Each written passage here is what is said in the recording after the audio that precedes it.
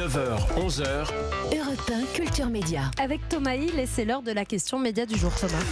L'intelligence artificielle ne cesse de progresser, donc de faire des ravages. Future victime a annoncé les comédiens qui doublent les films, les séries. En France, nous sommes encore 75% à regarder les fictions en version française. Et demain, des voix générées par de l'intelligence artificielle pourraient remplacer les doubleurs français sans même que l'on s'en rende compte. Alors est-ce un fantasme ou une réalité ?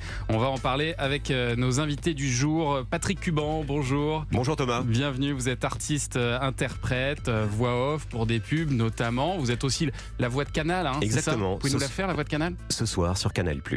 Voilà. C'est parfait, on y est direct. Ah oui, ça y est. Très fort. Bon, et alors vous rassemblez et représentez aujourd'hui en France les comédiens de la voix enregistrés à travers un collectif qui s'appelle Les Voix. Mathilde Croze est avec nous également. Bonjour. Bonjour Bienvenue. Thomas. Vous êtes avocate associée au sein du cabinet Lérin, spécialisé en droit des nouvelles technologies. Et puis Hugo Amizet est avec nous en ligne également. Bonjour Hugo. Bonjour Thomas. Vous animez une chaîne YouTube dédiée au doublage connue sous le nom de Mr. Fox. Et alors Hugo Amizet, l'intérêt d'abord de cette intelligence artificielle, c'est quoi ? C'est de produire un doublage pour beaucoup moins cher et en beaucoup moins de temps, c'est ça j'imagine ? Exactement. L'objectif, c'est de se passer des comédiens, de se passer de toutes les personnes qui incarnent le doublage, pour laisser la place à des robots, des intelligences qui apprennent à partir des comédiens qui ont déjà pu travailler. Il y a des comédiens aussi qui peuvent enrichir ces intelligences artificielles si elles y participent de leur plein gré. Ouais. Et c'est un petit peu tout ça qui fait peur au métier actuellement. Et quand je dis moins cher et plus rapide, c'est de quel ordre à peu près ? Alors là, je pourrais pas vous dire. C'est toujours un peu nébuleux les budgets dans le milieu du doublage. Ouais. Moi, j'ai lu quelque part que ça pouvait être à peu près 10 fois moins cher et 4 fois plus rapide.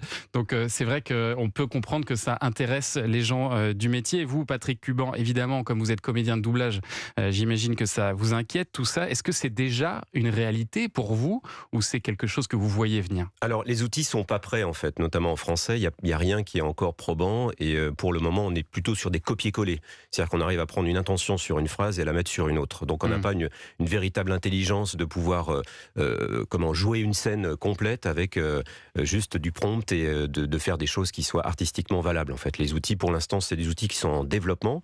Ce sont surtout des petites startups qui sont disséminées un peu dans le monde entier, un petit peu en Europe aussi, et qui, par des démos, essaient de faire croire qu'on pourra remplacer ce métier qui est unique, irremplaçable, et qui est à base d'émotion, à base de technicité, à base d'expérience, à base du métier de comédien, parce que quand nous sommes comédiens, nous le sommes au théâtre, au cinéma et à la télévision, pas seulement devant un micro. C'est suffisamment crédible pour vous inquiéter parce que vous avez lancé un appel avec 21 des syndicats européens internationaux. Don't steal our voices, ne volez pas nos voix.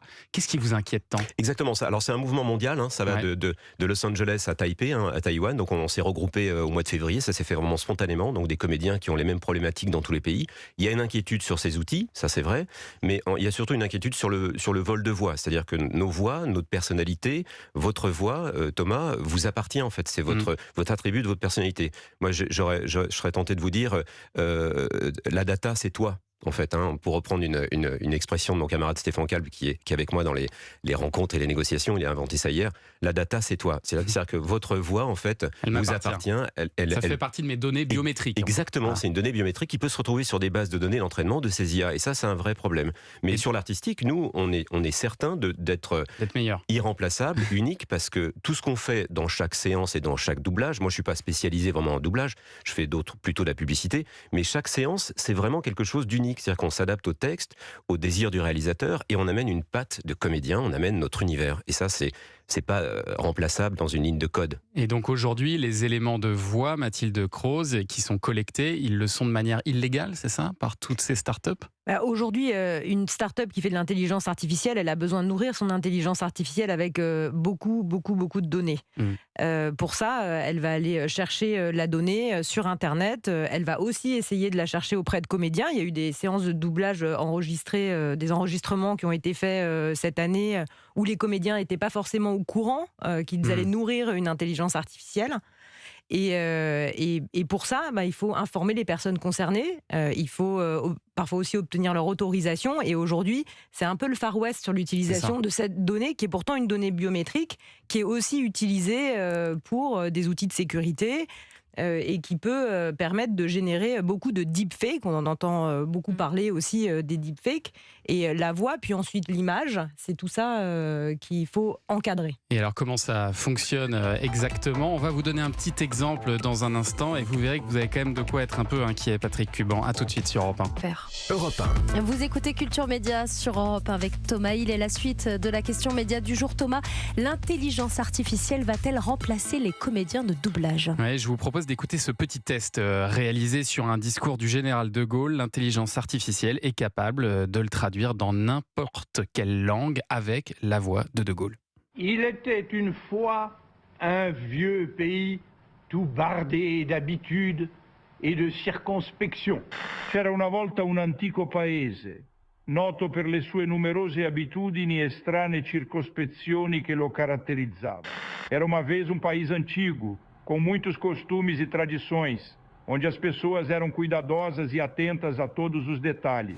Alors on est d'accord, c'est pas encore totalement parfait, mais on est quand même très loin, Hugo Amizet, des voix robotisées. La qualité, elle devient vraiment excellente quand même là. Oui, la qualité elle devient assez impressionnante. Après, il faut pas perdre de vue que ces petits essais qui font de plus en plus parler d'eux sur Internet restent souvent des démonstrations de quelques minutes. Et la question en amateur de doublage qu'on se pose beaucoup, c'est est-ce qu'on supporterait ça plus de quelques secondes, quelques minutes, quoi ? Je sais pas, mais on peut y voir quand même un atout important pour ces intelligences artificielles. C'est que si demain, par exemple, vous imaginez que la voix de Brad Pitt en français ressemble furieusement à la voix de Brad Pitt en anglais, finalement, on est beaucoup plus proche de sa vraie voix. Ce sera vraiment comme si Brad Pitt nous parlait en français ou en indien. Donc ça, c'est quand même très embêtant pour vous. Sauf que Brad Pitt, en fait, c'est un Américain. Donc il pense son texte en américain. Il a un second degré américain. Il a du non-dit américain, parce que dans la parole, il y a aussi ce qu'on ne dit pas, dans le jeu du comédien, il y a aussi ce qu'on fait passer par les émotions, donc le sous-texte, on appelle le sous-texte. La voix de Brad Pitt, dans sa langue originale, n'a pas ça pour la langue française. Donc il faut le travail d'un comédien pour adapter à notre culture, à notre ressenti de la langue, au second degré, le non-dit justement. Il faut tout le jeu subtil, tout ce qui nous paraît, en fait, qui donne le sens du texte français, ça doit être fait par un comédien. Alors ça ne veut pas dire qu'à terme, on ne pourra pas superposer, je dirais, l'empreinte vocale, pourquoi pas, mais pour l'instant, on n'y est pas en fait. Et la grève à Hollywood, elle porte justement là-dessus, c'est que les acteurs américains n'ont pas envie à ce qu'on récupère aujourd'hui sans leur consentement, ce qui caractérise leur personnalité, leur voix, mais aussi l'image, c'est-à-dire leur physique, quoi. Donc la voix, le doublage, ce n'est qu'une partie immergée de l'iceberg en fait. Là, on parle aussi du traitement de l'image et de la manipulation de l'image et de la manipulation du travail des comédiens à l'image, parce qu'aujourd'hui, ça peut être le cinéma français, c'est pas encore réveillé, je dirais, par rapport à l'intelligence artificielle, mais ça serait bien que les acteurs qu'on voit à la télévision et aussi au cinéma se posent quelques questions. D'ailleurs, ça commence à arriver avec les figurants. Il y a des alertes sur les figurants, des gens qui font des figurations dans des tournages à Paris, donc ils font leur métier de figurant devant la caméra. Ouais. Et puis à un moment donné, on les retrouve sur un fond vert en fin de journée pour faire des petites captations. Donc il commence à y avoir des problèmes. Ça va toucher beaucoup de métiers, ça c'est certain. Mais c'est vrai ce que dit Patrick Cuban, il faut encore que Brad Pitt accepte d'être traduit en français, notamment Mathilde Croze, parce que c'est son empreinte vocale qu'on utilise. Donc comment c'est régi ça aujourd'hui ? Aujourd'hui, c'est beaucoup de dispositions contractuelles. Aujourd'hui, Brad Pitt n'impose pas des voix particulières. En général, c'est le distributeur qui va choisir la personne qui va doubler. Le comédien ou un directeur artistique. Demain, peut-être que Brad Pitt imposera soit qu'effectivement on utilise une voix qui lui ressemble générée par une machine, soit il imposera qu'on continue à utiliser des comédiens. Ouais. Et derrière ce choix-là, il y a le choix aussi, demain, est-ce que Brad Pitt est d'accord pour qu'on continue à utiliser son image numérisée pour le faire incarner n'importe quel personnage dans n'importe quel rôle, y compris quand il sera mort ? Oui, c'est aussi ce genre de questions. On parle d'un très grand acteur américain, mais il y a aussi toute une production, notamment je pense à plein de feuilletons qui sont peut-être de qualité un peu inférieure. Et ça, Hugo Amizet, j'imagine que c'est les premiers qui vont être touchés par l'intelligence artificielle. Et il est possible que très vite, ces comédiens de doublage soient remplacés, non ? Alors c'est un peu l'inquiétude effectivement qui traverse le milieu actuellement. Mince, je suis désolé, j'ai un trou, c'est ma première radio. Non, il n'y a aucun problème. Ça va bien se passer, Hugo. On est entre nous, tout va bien. Il faut pas oublier que la communauté la communauté, même le grand public, comme vous l'avez dit tout à l'heure, 70% des gens regardent encore le doublage, les œuvres en version française. Et il faut pas oublier que c'est un public conscient, que c'est un public, on a tendance à croire parfois que le public de VF est passif, mais en fait il est assez actif et assez impliqué quand il est renseigné sur ce genre de choses, et il l'est de plus en plus. Il y a de plus en plus de comédiens qui font du doublage, qui sont des influenceurs, qui arrivent un petit peu à faire parler d'eux. Et cette année, en avril dernier, il y a eu le cas du film Super Mario Bros, où il était prévu d'inviter des stars pour faire le doublage du film. Et en fait, la première bande-annonce qui contenait des comédiens de doublage et des voix plutôt connues du public a été réclamée par les gens sur les réseaux sociaux. Les gens se sont mobilisés en disant par pitié, parce qu'on pas de stars, aussi gardez les voix de la ouais. bande-annonce. Ouais. Donc, le public qui regarde la version française est quand même attentif. Et la question qui se pose, c'est encore une fois, est-ce que le public acceptera ça? Et je pense que ce soit pour le doublage ou pour toutes les autres branches artistiques qui risquent d'être touchées par l'intelligence artificielle, c'est ça, parce que c'est pas dit. Parce qu'il faut expliquer aussi que derrière le doublage, il y a des comédiens aussi, mais il y a aussi des ingénieurs du son, il y a des studios. C'est tout un pan de la profession qui est menacée aujourd'hui. Exactement, c'est le doublage. Exactement, c'est le doublage. Donc c'est plein de professions, ingénieurs du son, patrons déjà de studios de doublage qu'on appelle des doubleurs. C'est vraiment les doubleurs sont les patrons de studios.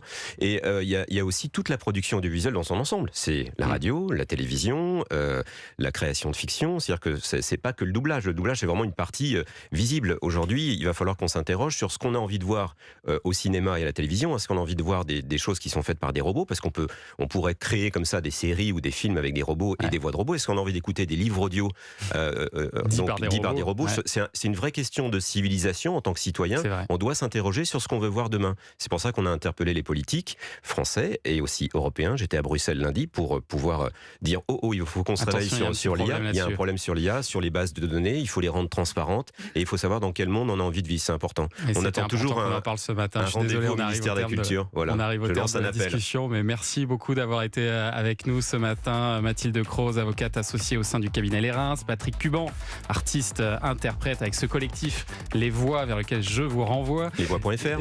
Et puis Hugo Amizet, Mr Fox sur YouTube qu'on a plaisir à suivre. Merci d'avoir été avec nous ce matin. Merci.